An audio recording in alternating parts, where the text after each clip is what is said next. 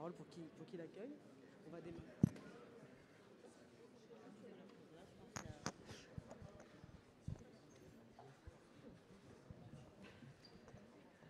Bonsoir, bonsoir à toutes et tous. Merci beaucoup d'être avec nous.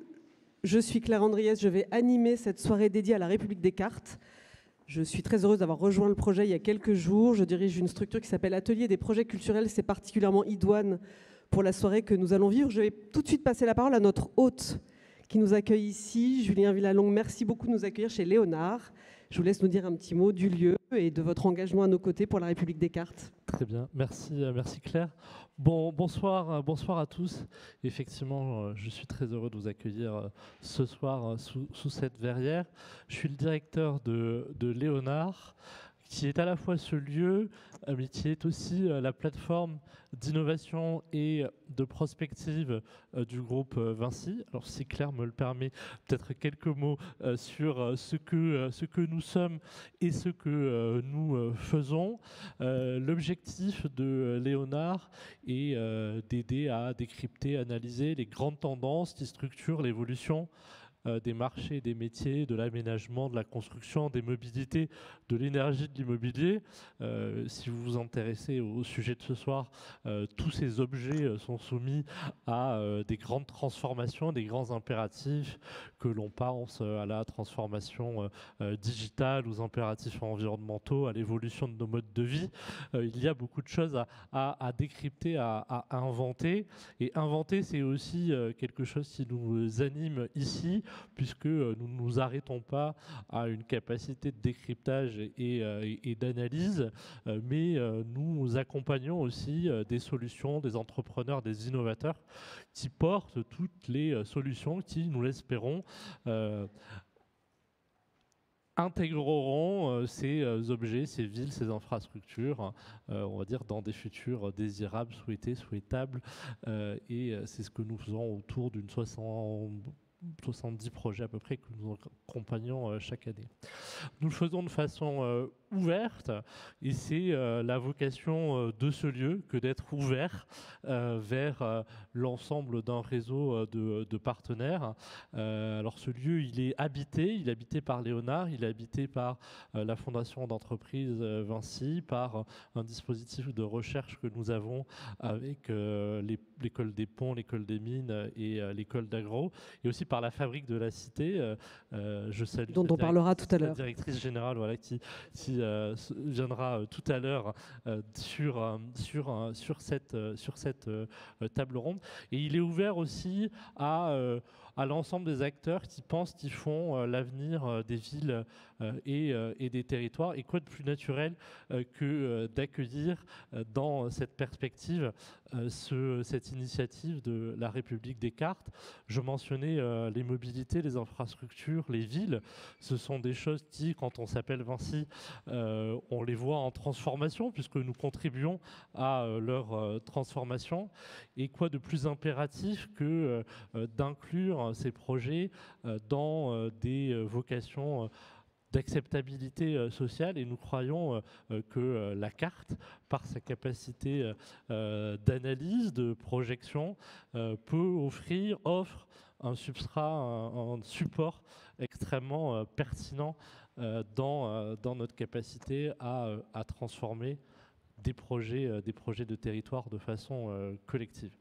Et j'espère que du coup cette soirée et toute cette dynamique qui s'est ouverte sous l'impulsion de votre directeur général, que je salue aussi ce soir, nous permettra effectivement de contribuer de façon utile à cette République des cartes. Merci beaucoup, merci Julien, merci d'être à nos côtés et de nous accueillir ce soir. Alors, un petit mot rapide sur le déroulé de cette soirée. Donc, on est dans un cadre absolument magnifique, Julien l'a rappelé, merci de nous y accueillir. On va commencer tout de suite en fait par une expérience un petit peu immersive.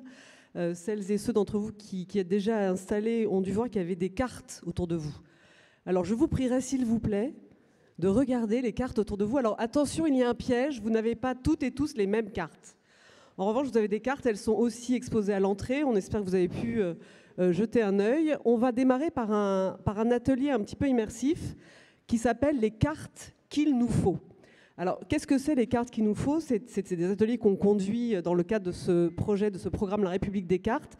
On ne va pas vous faire vivre l'intégralité d'un atelier, mais l'idée, c'est que vous puissiez les regarder, identifier une parmi les cartes que vous avez entre vous toutes et tous, une carte qui vous inspire, et parmi les questions auxquelles on vous invite, bonsoir, de bienvenue, auxquelles on vous invite de réfléchir. Attention, il n'y a pas de piège.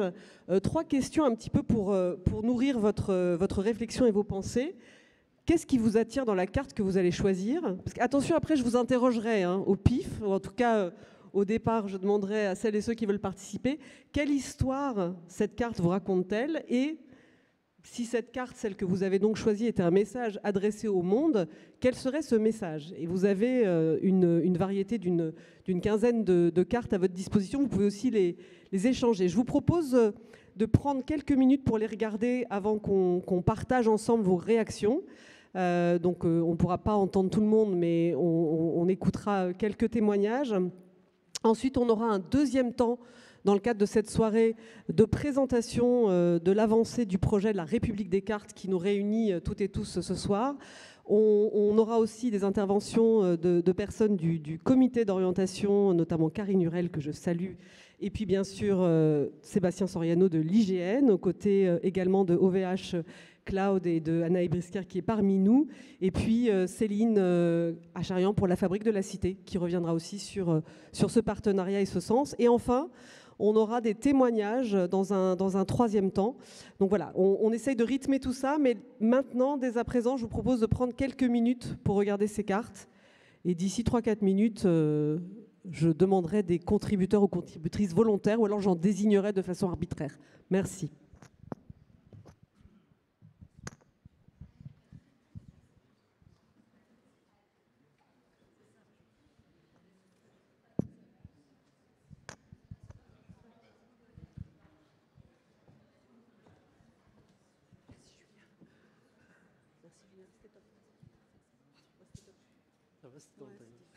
Non, mais c'est ce que tu as dit aussi.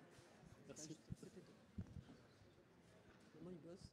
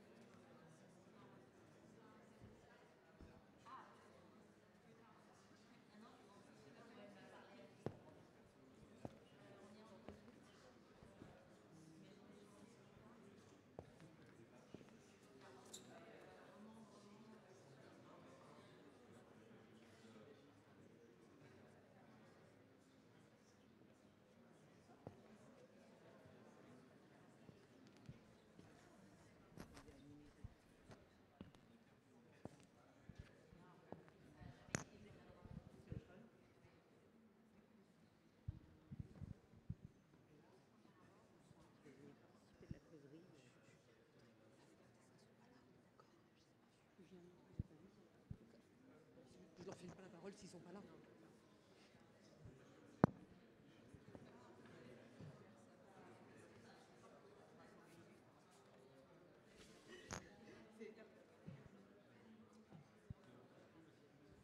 Alors, est-ce que vous avez regardé ces cartes?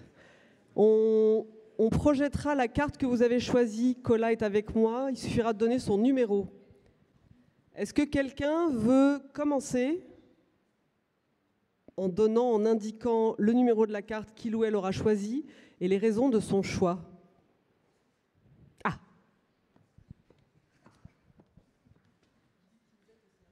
Il faut que je dise qui je suis. On dit ce qu'on veut. Merci, bonsoir. Moi, je suis Frédéric Lecourt, je suis designer, directeur de CY École de Design. On est partenaires ensemble sur Tout à fait, merci pour votre partenariat d'ailleurs. Merci à vous, nos étudiants se régalent. Se régalent à l'idée que la cartographie est aussi un sujet de design, un sujet politique, un sujet de territoire. Moi, j'ai choisi cette carte. Alors, elle a un numéro. Ah, pardon, la 12. La carte numéro 12. Ouais. Qu'on va afficher pour que tout le monde puisse la voir. en grand format sur ce magnifique écran. Ah, c'est celle on n'a rien. Paris, ses citoyens, sa banlieue, ses racailles, 2006. Ouais, elle me touche particulièrement parce que moi j'étais dans la 3e catégorie à un moment, les racailles. Alors je ne suis pas issu d'Île-de-France, mais plutôt du Midi. Et ça me touche particulièrement parce qu'en fait, les mots, les images mentales déteignent sur nos idées. Et graphiquement, elle est très belle. Donc on est attiré par sa beauté, c'est très joli, c'est contemporain. Et puis d'un coup, quand on regarde, c'est vilain, c'est moche. Voilà, c'est ce contraste. Et elle est pleine de leçons. Elle est caricaturale, mais elle éveille un petit grain qui me laisse penser qu'il y a des dérapages, il y a des sens cachés, même dans nos cartes officielles, en fait. Voilà. C'est un peu le projet de la République des cartes d'aborder ça. Merci beaucoup pour cette intervention. Est-ce que quelqu'un d'autre veut raconter, présenter la carte qu'il ou elle aura choisie? Allez.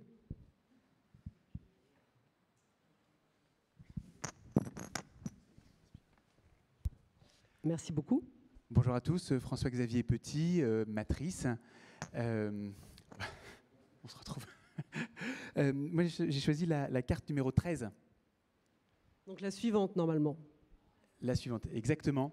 Pour son côté particulièrement intriguant, c'est une carte sans aucune mention écrite, rien du tout, aucune légende, rien sur la carte, qui fait presque plus penser à une carte hydrographique qu'à une carte routière ou autre type d'axe. Les différents axes aussi interrogent, notamment par exemple ceux de France venus vers Rome, où décidément toutes les routes mènent. Question aussi on se posait avec ma voisine la question sur l'épaisseur des traits. Est-ce que ça traduit des flux ou est-ce que ça traduit autre chose? Bref, une carte aussi très graphique, très intéressante dans son regard. Oui, puis avec une vraie question, moi je suis plus historien que géographe. Est-ce que c'est une carte en 50 après Jésus-Christ? Est-ce que c'est une carte pendant les guerres d'Italie de François Ier? Est-ce que c'est une carte maintenant? Voilà, vraie question. C'est son caractère énigmatique et les questions qu'elle soulève qui vous a fait choisir cette carte. Tout à fait, notamment historique. Merci beaucoup. Il y avait quelqu'un qui voulait prendre la parole ici aussi, monsieur. Bonjour, donc Pierre Lollier du CNIJ, le CNIJ qui est aussi un partenaire de la République des cartes. Merci pour votre partenariat. Et donc moi j'ai eu la carte numéro 8. Et en fait sur cette carte, ce qui ressort le plus, c'est cette notion de frontière.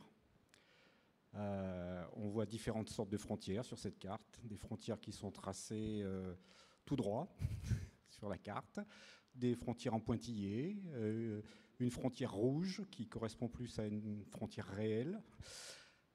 Et tout ça pour dire que finalement, ces dessins qui sont représentés sur les cartes, ça peut avoir des conséquences terribles.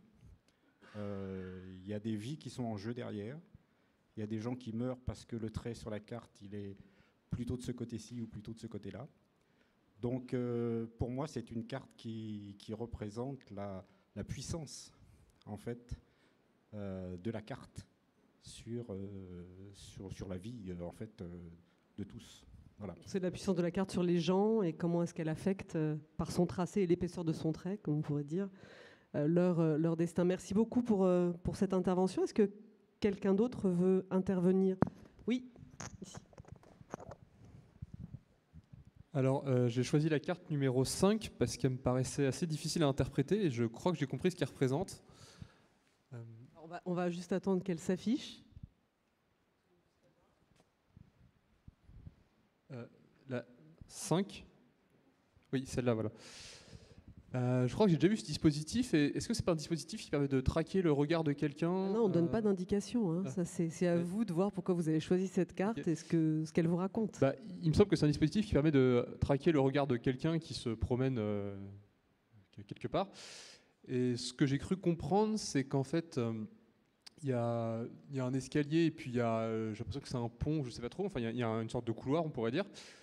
Et donc du côté des réactions des femmes, en fait, j'ai l'impression qu'on a des femmes qui regardent un peu partout, et du côté des hommes qui ont été testés, on a plutôt une sorte de focalisation vers le centre et vers, j'imagine, une personne, peut-être un personnage féminin, et que ça rendrait compte en fait du fait que les femmes ont tendance à éviter le regard peut-être des hommes, et alors que les hommes cherchent le regard des femmes. Attention à ce que vous allez dire, hein, mais on vous écoute attentivement. J'ai l'impression que ça représente ça, mais peut-être que c'est moi qui me... Ok, merci en tout cas d'avoir choisi cette carte. Pas facile à lire en effet et pas simple à raconter. Merci beaucoup. Personne n'a choisi les poissons? Non? Si. Ah, monsieur.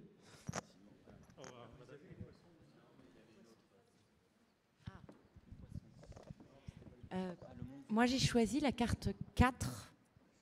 J'en ai pas regardé 15 000 non plus. Hein.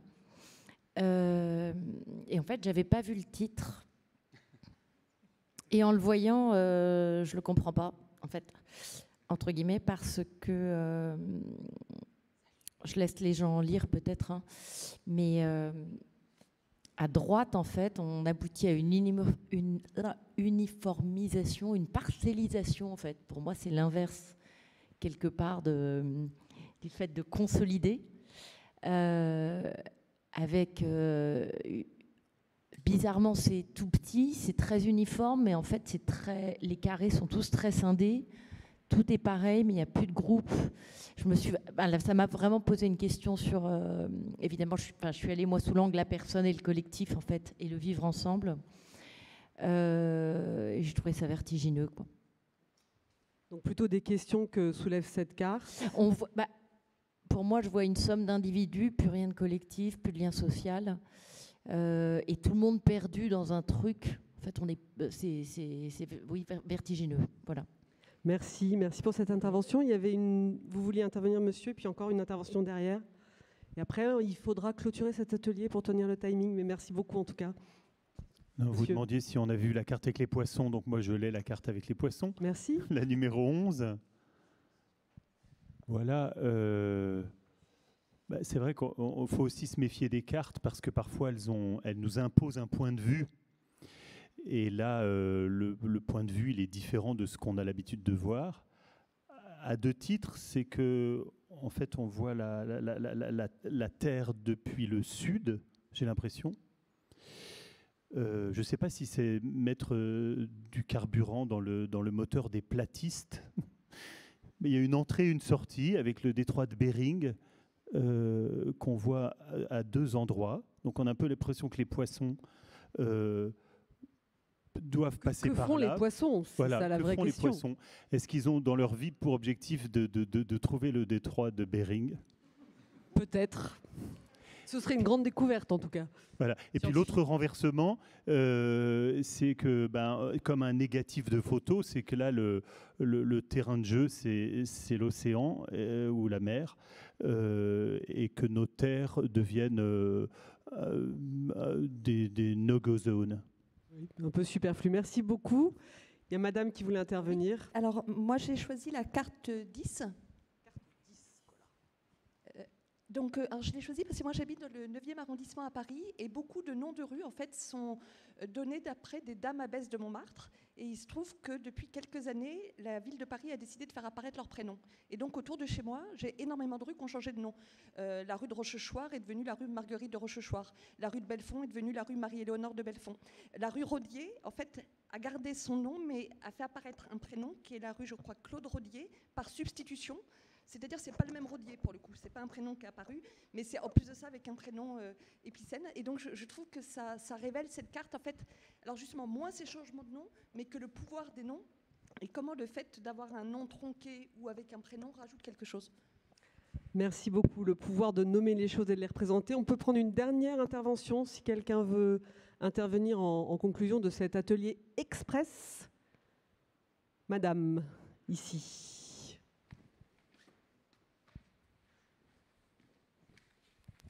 Alors moi, j'ai choisi le numéro 16. Bien, vous avez toutes et tous choisi des cartes complètement différentes. Donc super. 16. 16.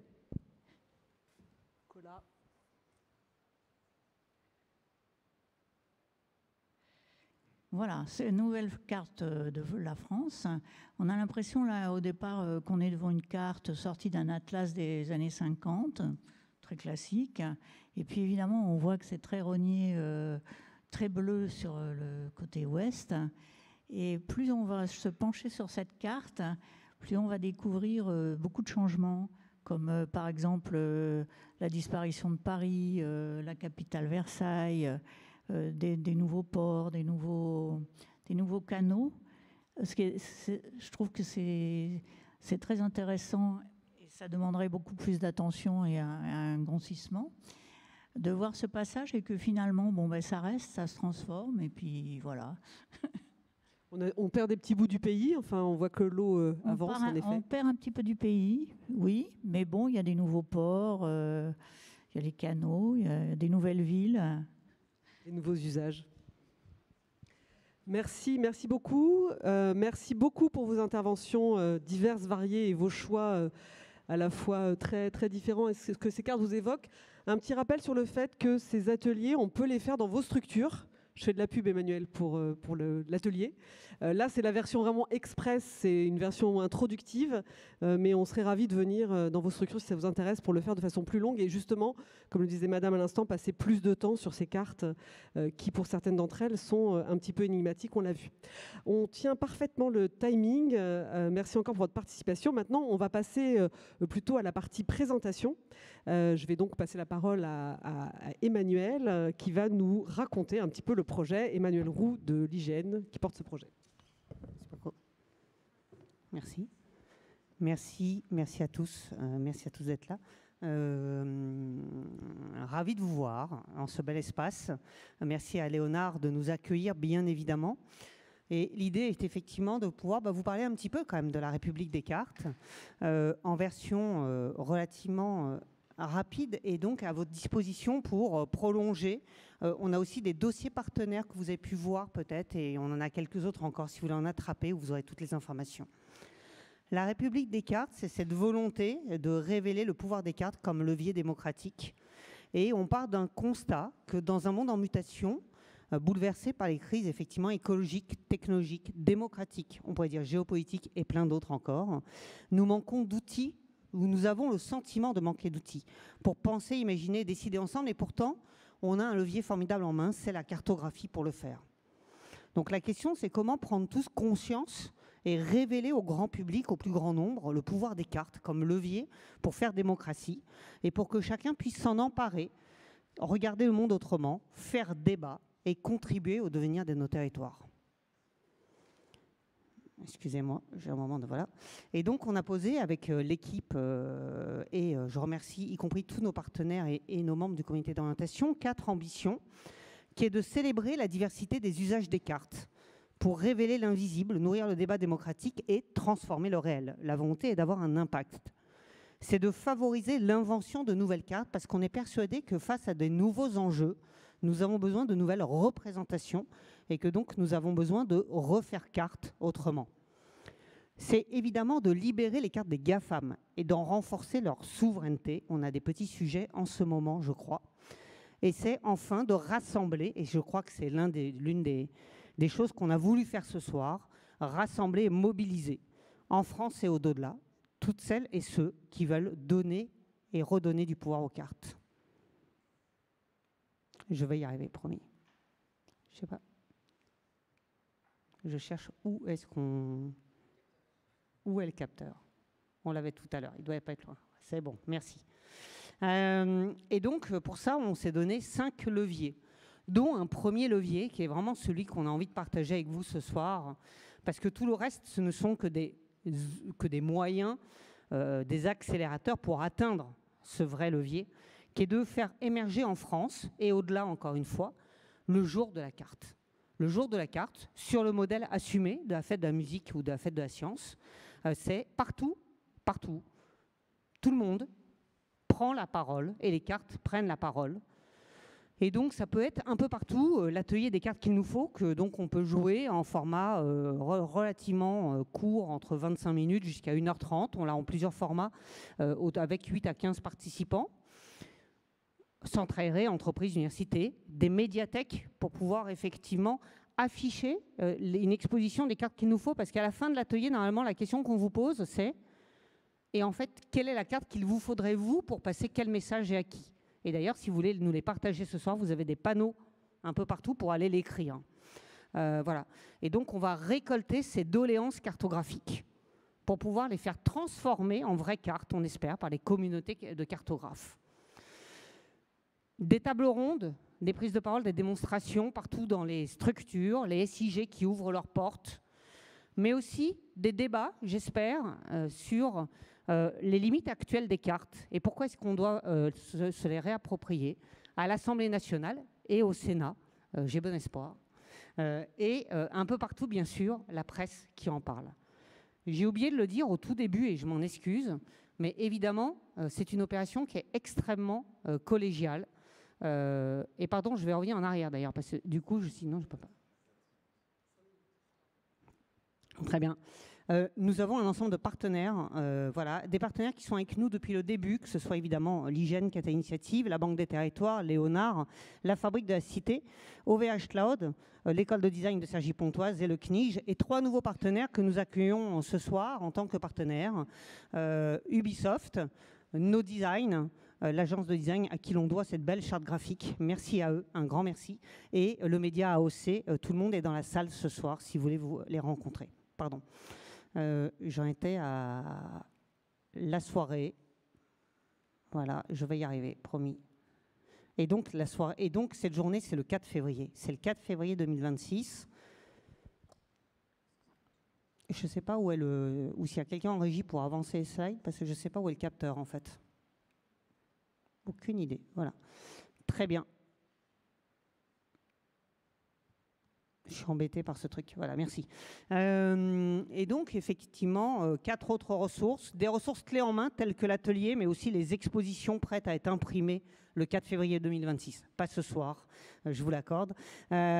Pour que vous puissiez facilement partager et facilement participer dans vos structures, vos entreprises, vos territoires, vos villes et autres, vos associations.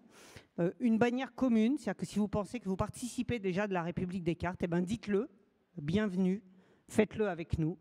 Un podcast, nous allons en parler, mensuel, et un volet publication avec notre comité d'orientation. Et si on peut aller à la slide suivante. Merci. Comité d'orientation présidé par Maxime Blondeau qui vient d'arriver. Bonsoir Maxime Blondeau. Bonsoir. Vous pouvez vous glisser quelque part. Voilà. Il arrive pile au moment où Emmanuel dit son nom. Voilà. Mais il viendra dire un mot tout à l'heure. Et un certain nombre d'autres que je vous laisse découvrir sur la table et sur la slide, et encore une fois, qui sont aussi dans le dossier. Donc une douzaine de personnalités qui nous ont rejoints, aussi bien issus des enjeux de la démocratie, des enjeux du renouveau démocratique, du renouveau de l'adaptation au changement climatique, on va dire, et évidemment de la souveraineté technologique, qui sont un peu les 3 vecteurs qui nous animent dans cette histoire depuis le début, et quelques personnes des cartes quand même. Vous pouvez nous retrouver dans les prochaines semaines sur un site internet www.republiquedescartes.fr. Et il est en ligne. Alors, il est en ligne, pas depuis longtemps. Il se peut qu'il reste 2-3 petites pétouilles ici ou là. Donc, on compte sur votre indulgence. Mais il est là. Nous serons demain à Toulouse à la mêlée numérique. Nous serons évidemment à Saint-Dié-des-Vosges pour le FIG et nous en remercions les organisateurs. Et nous serons à Numérique en commun et nous en remercions aussi les organisateurs.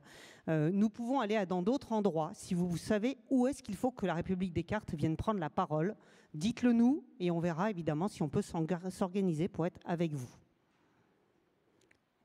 Et j'ai presque fini, promis. Nous avons le grand plaisir de lancer une première saison d'un podcast. Nous en aurons un par semestre, 5 à 6 épisodes par semestre. Le premier, nous l'avons fait avec la chaîne Sismique de Julien Devorex. Et j'invite à lancer le premier extrait, s'il vous plaît, en régie. Bienvenue dans La République des cartes, une série en 5 épisodes en partenariat avec l'IGN, l'Institut national de l'information géographique et forestière. Une carte, ce n'est jamais neutre. Elle raconte des histoires, révèle des enjeux, ouvre des débats. Avec cette série, on va explorer comment les cartes peuvent être des outils de pouvoir ou d'émancipation. des médias qui transforment nos consciences, des leviers de souveraineté et peut-être aussi des boussoles pour imaginer nos futurs communs. La République des cartes, c'est un projet collaboratif inédit qui place la cartographie au cœur du débat démocratique et des grandes transitions contemporaines. Et je suis ravi de m'y associer. Pour en savoir plus, ça se passe dans les notes de l'épisode ou sur sismic.fr. On va passer le deuxième extrait avant que je me fasse prendre le micro. Vous pouvez envoyer le deuxième. Merci. Je crois qu'il y a toujours trois choses dont il faut tenir compte pour comprendre une société. C'est leur espace, leur territoire et leur milieu. Et ces trois choses, seule la carte nous permet de vraiment bien s'en rendre compte. Toutes les sociétés ont un territoire. On va certainement à un moment ou un autre prononcer le mot identité, mais en rapport avec la carte. Toutes les sociétés ont une appropriation d'une partie de la surface de la Terre. Ça peut être petit, ça peut être grand. C'est pas forcément une partie en surface avec des limites bien nettes. Un territoire avec des frontières. Ça, c'est l'État-nation européen qui l'a formalisé. C'est une forme de territoire qui aujourd'hui est officiellement la forme universelle sur Terre, mais celle de l'ONU, si vous voulez. Mais dans les faits, on pouvait avoir des sociétés qui étaient beaucoup plus réticulaires, où il y avait beaucoup plus des trajets, des sociétés d'éleveurs, par exemple. Je crois qu'il y a toujours trois choses dont il faut tenir compte pour comprendre une société. En allant télécharger l'épisode. Voilà. Donc écoutez, bienvenue dans la République des cartes et on espère vraiment la faire pleinement avec vous. On est preneur de tous vos retours, de toutes vos idées, de toutes vos envies et on compte sur vous pour le 4 février, bien sûr. Merci beaucoup Emmanuel. On va passer à la séquence suivante. J'invite Karine Hurel, que je vais présenter dans un instant, Sébastien Soriano, Céline Acharian et Anaï Bisquer à me rejoindre. On va pouvoir s'asseoir si vous voulez pour pouvoir témoigner de leur engagement et de leur partenariat dans le projet. Je vais passer la parole tout d'abord à Karine Hurel. Bonsoir Karine. Bonsoir. Qui est géographe et cartographe, déléguée générale adjointe de la Fédération nationale des agences d'urbanisme et donc membre du comité d'orientation de la République des cartes. Karine, si vous voulez nous dire pourquoi et comment vous avez rejoint ce projet, ce serait formidable. Alors, comment, à l'invitation du directeur de l'IGN, je le remercie. Pourquoi Parce que je suis une passionnée de cartographie. Et peut-être que je vais vous expliquer, moi, ce qui m'anime, ce que j'aimerais voir arriver. Je suis éblouie par le projet qui avance et je souscris à tout ce qui est en train de se faire. J'ai une petite envie quand même, et je vais vous expliquer pourquoi. Quand j'étais étudiante de cartographie, j'avais un camarade de classe qui nous racontait volontiers qu'il avait été cartographe parce qu'il avait des cartes de navigation sur son papier peint quand il était petit. Et ouais, moi je n'avais pas ça, je veux dire, je suis arrivée un peu en cartographie par hasard, mais donc lui il avait cet imaginaire. Et en fait, on a tous cet imaginaire. J'ai parlé la précédente fois des cartes qu'il y avait dans la classe de fond de nos écoles qui nous faisaient rêver ou qui nous enquiquinaient, mais qu'on regardait. Je suis sûre que vous avez dans vos garages, dans vos toilettes, des cartes des pays du monde sur lesquelles vous mettez des épingles, ça se vend même d'ailleurs, pour localiser là où vous avez été en voyage. Je pense que vous avez aussi des tapis pour les enfants où on a des routes pour faire voyager les petites voitures. On a donc tous vraiment des cartes qui nous accompagnent depuis la plus tendre enfance. Et pour autant, on a vraiment, vraiment besoin de cette République des cartes pour pouvoir renouveler nos imaginaires, cher à Maxime et cher à nous tous. Nos imaginaires, pas que pour voyager, mais nos imaginaires pour décider. On a besoin d'une nouvelle cartographie, d'aller réinventer ce qui existe déjà peut-être, mais aussi d'inventer de très nouvelles choses qui vont répondre aux enjeux de l'Anthropocène. Il y a un atlas de l'Anthropocène qui est fait. On a besoin de renouveler notre sémiologie. Il y a plein de cartographes dans la salle, donc ils voient de quoi je parle. Une sémiologie de l'Anthropocène. J'ai dit il y a quelques semaines qu'il faudrait retrouver le Bertin de l'Anthropocène. Je pense que la République des cartes est le lieu où on peut imaginer ce Bertin de l'Anthropocène, un nouveau langage cartographique, de nouvelles cartes qui vont répondre aux enjeux.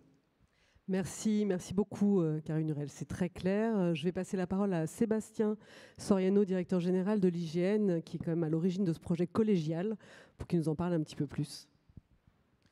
Oui, d'abord je voudrais vraiment remercier très chaleureusement Emmanuel pour travail qu'elle a fait d'incuber, on va dire, ce projet jusqu'ici. Merci à tous ceux qui ont ramé pour arriver jusque-là. Je pense aux premières réflexions avec Anaïs, avec Laurent. Enfin voilà, donc c'est le fruit d'une réflexion assez longue en fait qui vient d'une intuition. Cette intuition, c'est que quand on rentre dans le secteur de la cartographie ou quand on commence une discussion un petit peu affûtée sur la cartographie, on traverse tous ce moment où on prend conscience que la carte, ça a un pouvoir. Et avant, on a voilà, l'expérience du papier peint ou l'expérience de l'atlas par terre qu'on a consulté quand on était petit ou qu'on a passé des heures sur Google Maps sans se poser la question qu'il y avait une intention derrière, qu'il y avait une volonté, qu'il y avait quelque chose qui était montré, qui aurait pu être fait différemment, qu'il y avait une éditorialisation, qu'il y avait une mise en forme, qu'il y a une médiation, en fait, tout simplement de la carte, qui est une médiation hyper puissante. Et l'intuition qui nous a fait à l'IGN nous dire il faut qu'on fasse République des cartes, c'est-à-dire qu'il faut qu'on parle de cette médiation. Il faut la conscientiser.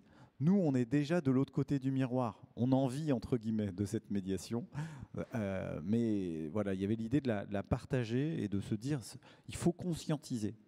Alors si je suis un peu plus négatif, je dirais qu'il faut d'autant plus conscientiser qu'on est à un moment potentiellement, alors il y a plusieurs manières de l'exprimer, mais qu'on peut appeler par exemple capitalisme de surveillance. On va être un peu plus positif, on va dire capitalisme informationnel, dans lequel, voilà, dans lequel il y a quand même certains acteurs qui font de l'information, de la cognition, et évidemment un phénomène qui va se démultiplier avec l'IA, un phénomène de puissance économique, mais on le voit aussi de puissance politique. Et donc, il y a, me semble-t-il, aussi un enjeu de résistance. Enfin, je ne veux pas être trop dans un vocabulaire militant, mais il y a quand même un enjeu de résistance potentielle, en tout cas de réappropriation, d'être certain que cette médiation hyper puissante, on n'est pas simplement en train de la laisser filer en d'autres mains et qu'on va bien être capable de nous la maîtriser. Et ça, je pense, c'est important.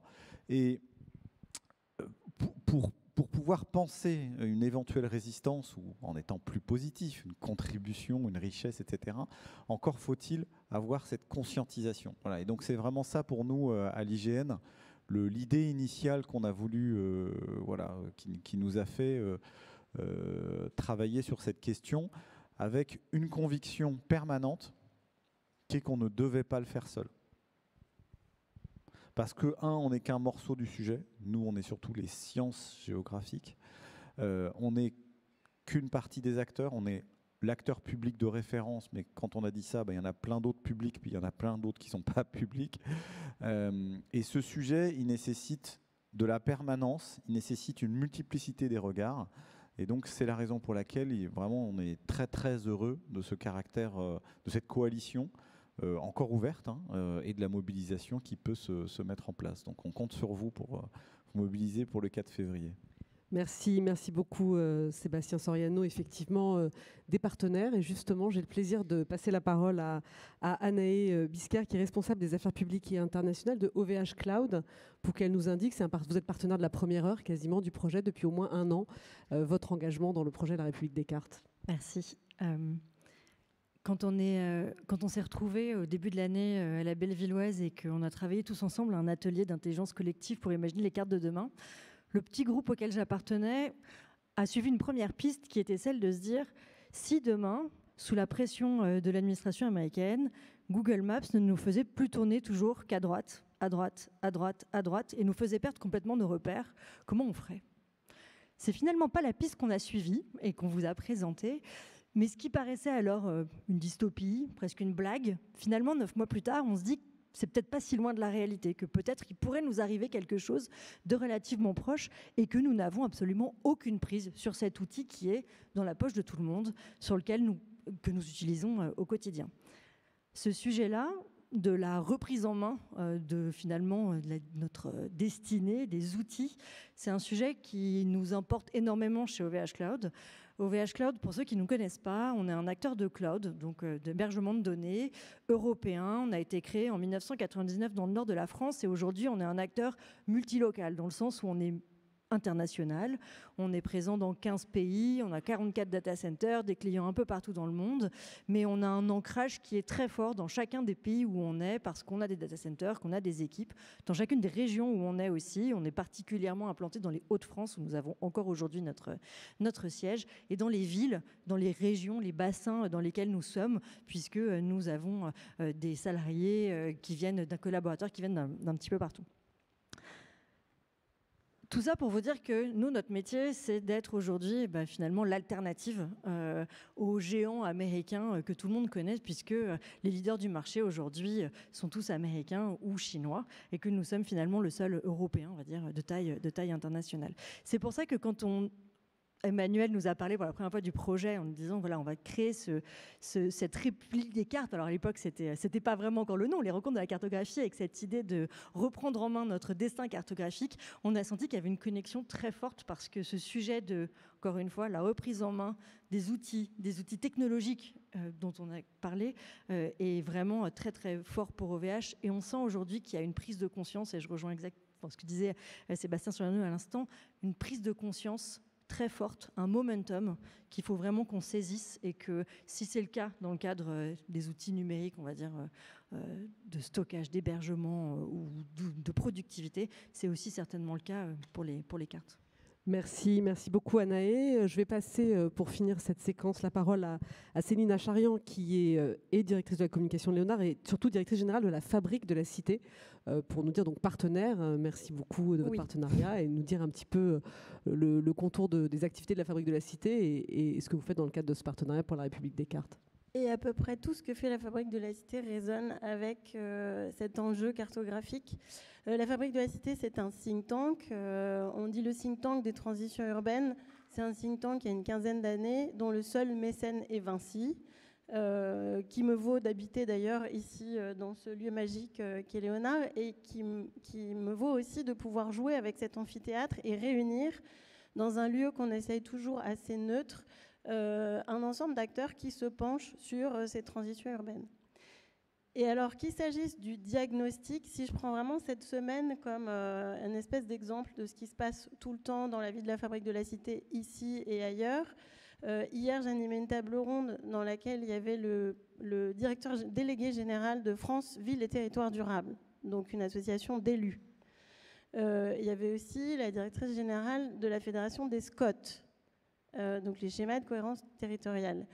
Évidemment, quand on les met tous les deux autour de la table, assez vite, on parle de cartes. Et on parle de cartes pour plusieurs raisons. Je vais y revenir vraiment en 2 secondes. Demain, on réunit l'ensemble des membres du comité d'orientation, les gens qui sont venus dans un voyage d'études à Venise, étudier comment Venise se projette en 2070. Il y a quelques personnes qui étaient dans la salle peuvent, je pense, confirmer le fait qu'à peu près tous les jours, on vous a distribué une quinzaine de cartes. Parce qu'on a vu Venise apparaître et disparaître les Barennes, Venise du port maritime qui se reconfigure, Venise sous toutes les coutures, et donc il nous a fallu des cartes.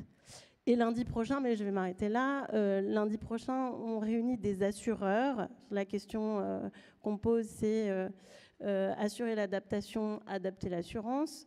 Des assureurs et des témoins du territoire qui font face à la question de l'assurabilité des territoires. Et là, évidemment, il y a d'assez fortes chances pour qu'on en vienne à la cartographie des vulnérabilités. Alors l'IGN est quand même plus que concernée par cette question. Des vulnérabilités, des cartographies des zones de repli, des cartographies. Et donc, qu'il s'agisse du constat et de la force de la cartographie pour faire ensemble un constat de vulnérabilité sur un territoire. Qu'il s'agisse de politiques publiques, j'allais dire macro, où à peu près dans tous les échanges, on arrive à « il faut les territorialiser ». Et alors là, voilà, on y revient. Qu'il s'agisse micro de comment on territorialise, et bien alors là, on va s'intéresser à la méthode. Il va falloir inventer un nouveau jeu d'acteurs local, public, privé, etc. Et on les réunit autour de quoi? des cartes, et des cartes qui leur servent non seulement à prendre la mesure du diagnostic, mais qui leur servent aussi à construire un avenir du territoire ensemble. Et finalement, en font un outil démocratique assez puissant. Donc finalement, je ne pouvais pas passer à côté d'un projet aussi fort que le vôtre, que je trouve vraiment exactement au bon tempo au moment où on se pose la question des ressorts démocratiques. Voilà, c'est vraiment juste à propos et ça résonne à peu près avec tous les sujets de la fabrique du moment. Merci beaucoup Céline. On comprend que vous ne pouviez pas faire autrement que d'être partenaire d'un tel projet. Merci pour ça. Alors c'est encore une fois un grand merci, Emmanuel l'a dit, Sébastien l'a dit, à tous nos partenaires. C'est aussi une invitation à nous rejoindre, hein, on l'a dit à plusieurs reprises, donc n'hésitez pas. C'est un projet formidable, vous l'aurez compris. Pour cette dernière séquence, avant que le bar ouvre, je prononcerai la célèbre phrase « Le bar est ouvert » et ce sera l'occasion de se ruer sur les boissons qui sont à ma gauche. Je voudrais donner la parole à quelques personnes qui portent déjà des projets, et notamment des projets sur les territoires. Il a été beaucoup question de territoire, il a été question aussi d'international. Hein. Je rappelle que c'est une démarche qui est porteuse de ça. La première personne à qui je vais donner la parole, c'est Marie Lechner. Marie Lechner, vous êtes enseignante, vous êtes journaliste, vous êtes commissaire d'exposition. Notamment à la Gaîté Lyrique, et vous avez achevé, ou en tout cas achevé une première phase de résidence mission territoire dans le Grand Est autour de l'extraction du lithium. Donc là, on plonge dans le micro pour suivre les paroles de Céline et on vous entend avec plaisir sur votre retour sur expérience. Si quelqu'un peut vous passer un micro, moi peut-être. Je pense que nous, on peut rester là et voilà, parce que l'idée ensuite, c'est qu'il y ait des échanges, que d'autres personnes soient invitées à donner aussi leur témoignage. Merci Marie. Oui, en effet. Donc, je suis partie pendant 1 an et demi un peu faire une enquête de terrain dans le nord de l'Alsace où est en train de se projeter certains chamboulements liés effectivement à l'extraction de ressources et à l'extraction plus spécifiquement de lithium, puisqu'on a aussi ces enjeux de souveraineté en termes de matériaux critiques qui se posent.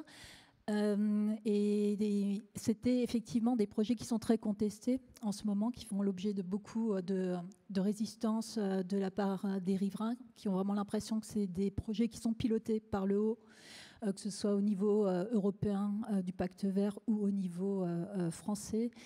Et donc, voilà, il y a beaucoup de projections différentes sur ce territoire. Et moi, plus spécifiquement, je me suis retrouvée un peu démunie pour une raison un peu pratique, c'est que l'extraction du lithium, elle est liée à la géothermie profonde, c'est-à-dire en fait une technologie qui consiste à creuser des puits à 3-5 000 mètres de profondeur pour extraire le lithium qui est sous forme de saumure dans les profondeurs de l'Alsace. Et donc en fait, ce qui était assez difficile à représenter, c'était aussi ces dimensions verticales du territoire. Et donc les cartes du sous-sol, c'est pas l'IGN, hein, c'est le BRGM qui en est chargé. Et très vite, j'ai été confrontée un peu à cette question de, en fait, comment est-ce qu'on peut représenter ce qui se passe dans le sous-sol et la manière dont en fait ça va affecter la surface, parce que à la fois littéralement, puisque vous avez dû entendre parler des séismes produits par ces technologies qui s'appellent Enhanced Geothermal System, qui consistent à pousser un petit peu pour rendre les puits perméables, et donc en fait qui impactent en fait la surface. Donc voilà, donc ce qui m'intéressait aussi de savoir, c'était comment en fait il pourrait y avoir aussi des dimensions plus verticales à la carte. Et comment on pourrait combiner peut-être la recherche sur la cartographie du sous-sol avec une cartographie peut-être plus comme celle qu'on a pu voir tout à l'heure. Merci beaucoup Marie Lechner. Donc on voit effectivement que on travaille sur plusieurs dimensions différentes et qu'on n'est pas arrivé au bout de la question des cartes qu'il nous faut. Ça tombe bien, c'est aussi de ça dont parle le projet. Je vais passer la parole maintenant à Philippe Boulanger. Philippe Boulanger, vous êtes enseignant-chercheur, vous dirigez le master géopolitique, information géographique numérique, GeoInt à la Sorbonne Université. Et depuis 2013, vos activités de recherche sont plutôt consacrées à l'exploitation du GeoInt pour Geospatial Intelligence, qui désigne la fusion des données géolocalisées multicapteurs. Alors, est-ce que c'est un sujet complexe, hein, on n'est pas toutes et tous au même niveau d'information en la matière. Philippe Boulanger est juste là, le voilà. En quelques mots, pour les néophytes, comment est-ce que vous décririez vos travaux et cette question des cartes qu'il nous faut? Bien, tout d'abord, merci à Madame Roux, à Emmanuel de m'avoir invité à prendre la parole quelques instants, très rapidement. Comme l'a dit Monsieur Soriano tout à l'heure, la carte renvoie à un usage politique et je me suis intéressé à cette question dans mon parcours professionnel. Donc je suis professeur d'université à Sorbonne Université, plus de 30 ans de métier, et il y a une dizaine d'années, j'ai ouvert un séminaire dédié à la géographie et aux questions de défense, pour voir le rapport entre le militaire, l'opérationnel et les questions de géographie. Je me suis rendu compte qu'un mot avait été sorti en fait des débats, des interventions, qui était le mot de GeoInt, qui est un acronyme qui veut dire autre chose que son premier sens d'origine américaine, fusion de données, comme vous l'avez dit très justement tout à l'heure, fusion de données géolocalisées multicapteurs. Ce qui m'a paru très curieux. L'idée ensuite a été d'ouvrir un master qui forme les étudiants justement à cette idée en bout de chaîne par rapport à vous tous vraisemblablement, qui êtes des fabricants de cartes. Moi, je suis en bout de chaîne, c'est-à-dire que je m'intéresse à l'utilisation de la carte. Et donc, les étudiants doivent être formés à cette utilisation opérationnelle de la carte, où il y a de très grands besoins dans le monde professionnel, de tout type, public, privé. Et de là est venue aussi l'idée de former les étudiants alors à la géopolitique, parce que comme vous l'avez dit, c'est un master de géopolitique, mais lié au SIG et lié également à la fusion de données géolocalisées. Tout à l'heure, le mot d'intelligence artificielle a été employé. On est face à la massification des données avec d'énormes pertes. Et le but était justement de fabriquer des produits à haute valeur ajoutée, de savoir les fabriquer par des étudiants, par des professionnels. Donc c'est un master professionnalisant, stage, apprentissage, qui réunit des professionnels de tout milieu professionnel, bien sûr des universitaires, pour justement aider à la formation des étudiants dans ce type d'activité qu'est le GeoInt. Le deuxième aspect que vous avez souligné, je vous en remercie, c'est un programme de recherche que je dirige avec le label France 2030. Le président de la République a lancé, comme vous le savez, un vaste programme lié à l'intelligence artificielle, et c'est de pouvoir associer justement l'intelligence artificielle au GeoInt dans une recherche universitaire.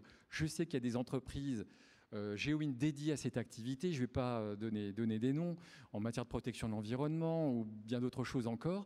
Mais ici, il s'agit de travailler à l'idée d'un projet d'ouverture, de création d'aires marines protégées en mer d'Arabie, à partir justement de la gestion de la donnée géolocalisée. Donc on fait bien de la fusion, après corrélation, traitement, etc. On fait de la fusion pour arriver justement à produire des cartes d'aide à la décision. Alors pas avec des critères de géographie physique, mais de géopolitique, c'est-à-dire d'activités humaines qui contribuent à rendre la zone maritime un peu plus incertaine. Merci beaucoup pour votre intervention. Donc après le lithium, la géopolitique, on voit qu'on a une diversité de sujets. Je vais passer la parole pour une dernière intervention avant les échanges avec la salle à Paula Forteza, qui nous a rejoint et qui est tout en haut, si je ne dis pas de bêtises. Vous êtes une femme politique, vous êtes ancienne députée et actuellement vous êtes coprésidente de l'association Démocratie ouverte. Et merci beaucoup d'être avec nous ce soir pour dire quelques mots de votre engagement sur cette question de la carte et évidemment dans sa dimension démocratique. Merci beaucoup pour l'invitation. Oui, en effet, je voulais parler du lien entre la carte et la démocratie, du lien entre la carte et le débat public, le débat politique. Vous faire un témoignage peut-être de mon passage à l'Assemblée et comment la carte a pu appuyer en fait mon travail législatif. À l'époque, je travaillais avec Christian Quest, que peut-être certains connaissent parce que c'est un membre historique d'OpenStreetMap France. Et on avait créé un Data Lab à l'Assemblée nationale.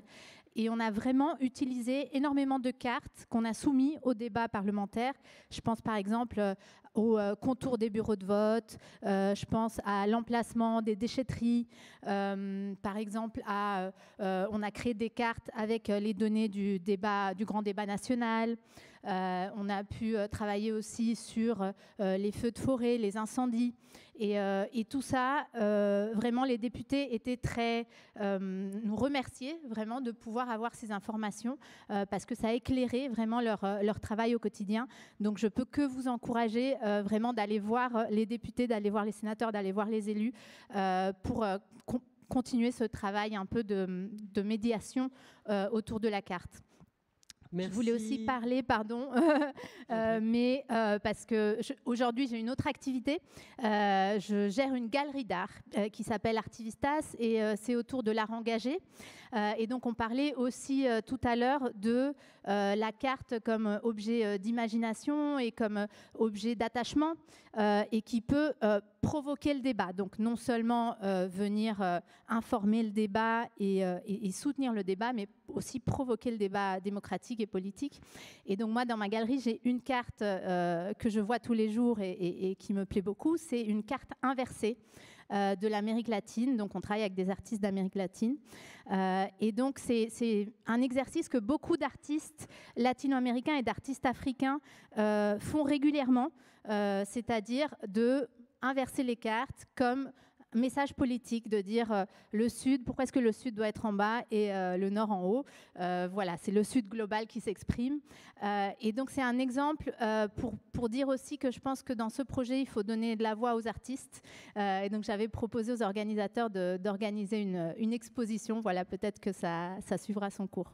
Merci. Merci beaucoup. On est toujours partant et partante pour donner la parole aux artistes. On est bien d'accord avec ça. Est-ce qu'il y a d'autres personnes dans la salle? La parole est à vous. Il y a un micro qui circule. C'est Dominique qui est là, qui voudrait apporter un témoignage ou une contribution à ces échanges. Oui. J'arrive. Je ne voudrais juste pas voler. Ouais, je voulais vous partager une confidence que je faisais à ma voisine, parce que je me disais, mais en fait, il y a toujours un biais. Dès l'instant que les humains vont vouloir cartographier, et même avec la meilleure intention du monde, et je me demandais, mais la cartographie de l'Anthropocène, comment être neutre, comment réussir à ne pas engendrer de biais? Si on est humain, j'ai l'impression qu'il y en aura toujours. Et je vais être un peu provocateur, je me suis dit, mais en fait, la cartographie absolue, c'est quand on n'en aura plus. Merci, je crois que c'est Maxime Blondeau qui disait que toutes les cartes sont des fictions. Et ce sera de toute façon un petit mot de conclusion. Merci pour cette intervention. Est-ce qu'il y a d'autres personnes qui veulent prendre la parole? Sachant que je rappelle que les échanges pourront se poursuivre autour d'un verre quand le bar sera ouvert. Oui, madame. Merci beaucoup. Alors j'entends parler de carte fiction et donc FB Naïm travaillant à Ubisoft, voilà, je me sens obligée d'attraper la balle au rebond. C'est vrai que c'est intéressant parce que la réflexion qu'on a dans nos démarches de conception de monde, d'univers en général, quand on va faire des aventures dans lesquelles les gens se baladent, etc. Toutes ces réflexions, souvent, elles émergent en fait aussi à partir de cartes qui vont être pour nous des outils pour réfléchir à comment est-ce qu'on va pouvoir représenter des bouts de notre vrai monde, comment on va pouvoir les tordre, comment on va pouvoir s'en inspirer, puis aussi s'en libérer un petit peu. Et c'est un vrai exercice de pensée qui est intéressant en tant que géographe, cartographe qui travaille dans ces équipes-là, parce qu'il y a finalement, beaucoup de discussions et de prises de décision partent des cartes aussi. Et donc, je trouve ça vraiment très chouette d'avoir aujourd'hui toute une discussion et un débat avec vraiment de nombreux acteurs, qui soient artistes, qui soient des acteurs publics, privés, autour de ces différentes approches cartographiques qu'on peut mener ensemble. Parce que, mine de rien, le jeu vidéo, tout jeu qu'il est aussi un puissant vecteur d'imaginaire et de représentation des espaces qu'on va traverser à pied, mais aussi à l'aide de cartes au sein des jeux, à partir de cartes que nous, on a utilisées en interne pour fabriquer ces mondes-là. Et donc, je suis ravie d'être là ce soir, de pouvoir en discuter. Merci beaucoup et merci de nous avoir rejoints parmi les partenaires du projet La République des cartes. Est-ce qu'il y a encore une dernière intervention avant que je passe la parole à Maxime Blondeau pour le mot de la fin? Oui. Oui, bonjour, je suis Agnès des Nouvelles Voix. Moi, j'ai plein de moments où j'aurais pu vraiment bénéficier d'un savoir-faire assez simple pour utiliser une carte et la décliner pour la rendre accessible avec des informations au plus grand nombre.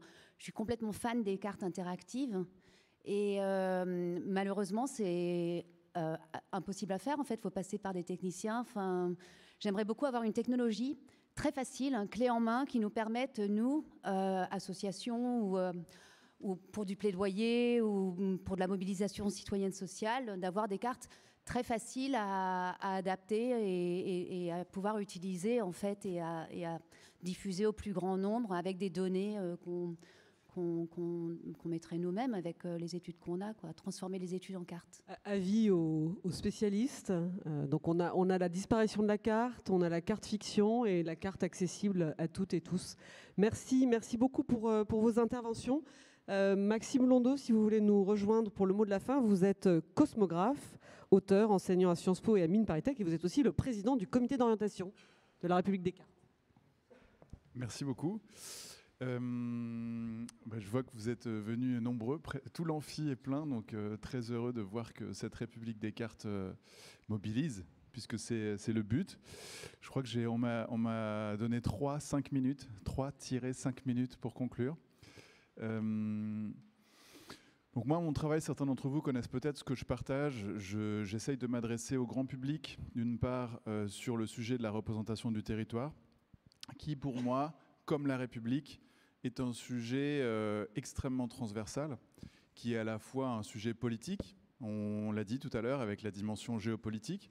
Pour information, j'ai écrit un bouquin qui s'appelle Géoconscience l'année dernière, avec des cartes, des images et des photos. J'ai aussi publié des choses sur LinkedIn et sur d'autres réseaux. Ce travail a déjà été censuré 2 fois. Pourtant, ceux qui me connaissent savent que je ne suis pas du tout ultra militant, je suis plutôt en train d'essayer de dépolariser. Et pourtant, j'ai été censuré dans 2 pays dans lesquels le livre ne peut pas être distribué, et l'autre, j'ai carrément été banni des réseaux sociaux. Si vous voulez, on discutera après pour savoir lesquels. Mais tout ça pour dire que c'est un sujet, en fait, même s'il est pris d'une manière neutre, ouverte, d'être dans la dédiabolisation des sujets, la dépolarisation, ça reste un sujet très politique, la carte. Donc ça, c'est la première dimension. Il y a aussi une dimension, on l'a dit, d'expression. La carte, c'est un art. Vous avez ici des cartes qui sont des œuvres d'art. Et donc ça fait aussi partie de cet exercice de cartographier notre univers, et c'est magnifique parce que c'est un outil d'expression qui va toucher des populations diverses et variées. Les enfants peuvent être fascinés par des cartes quand ils arrivent à rentrer dedans, parce qu'il y a toute une éducation, une cartolittératie, si on peut appeler ça comme ça. Et ce qui m'amène à la 3e dimension, et qui est aussi une dimension cruciale pour moi de l'exercice de la République, c'est l'éducation. Et donc là, aujourd'hui, il y a une autre partie qui est celui de l'information, qui va un peu avec l'éducation. Et donc, du coup, vous voyez, il y a de plus en plus de cartes dans les médias, dans la presse. Ça devient vraiment une manière de communiquer. Au JT, vous avez des cartes quand on va dans les territoires. Vous avez des cartes quand on parle des guerres. Donc, la carte devient vraiment un média qui est, du coup, un des piliers de l'exercice de notre démocratie. Donc, en ce sens, c'est aussi crucial dans l'exercice de la République, enfin, dans la forme de la République. Et puis le dernier niveau dont je veux vous parler, c'est l'éducation. Donc là, moi, je suis en train de lancer un dispositif d'éducation au territoire avec une fondation qui va s'appeler le Dôme. Et le but, c'est d'aller voir comment, au travers de différents outils, et la carte, évidemment, a un rôle central là-dedans, comment on peut faire connaître davantage le territoire à leurs propres habitants. Parce qu'en fait, on arrive dans un moment où il y a encore une marge, il y a peut-être une plus grande marge de progression encore que jadis dans la perception et la connaissance d'un territoire par ses propres habitants. Et pour moi, une république qui est saine, qui fonctionne bien, c'est une république dans laquelle les habitants se sentent bien chez eux, et ça passe quand même par la compréhension, la connaissance, la perception de l'endroit où l'on se trouve, et ça facilite les relations sociales, ça facilite le bien-être psychologique. Bref, ça a des vertus extraordinairement systémique, et c'est pour ça que le pouvoir des cartes, c'est vraiment quelque chose à la fois de critique, de sensible et de magnifique. Donc moi, voilà, j'y dédie un peu mon existence, et je suis heureux de voir que ça vous intéresse tous ici aussi. Merci beaucoup, et merci de présider le comité d'orientation de la République des cartes. Alors, avant qu'on ouvre le bar, je vais demander à l'ensemble des partenaires et des membres du comité d'orientation de venir par ici, c'est ça Emmanuel, pour faire une photo. On m'a dit de vous dire ça, s'il vous plaît. Allez, photo. Merci beaucoup.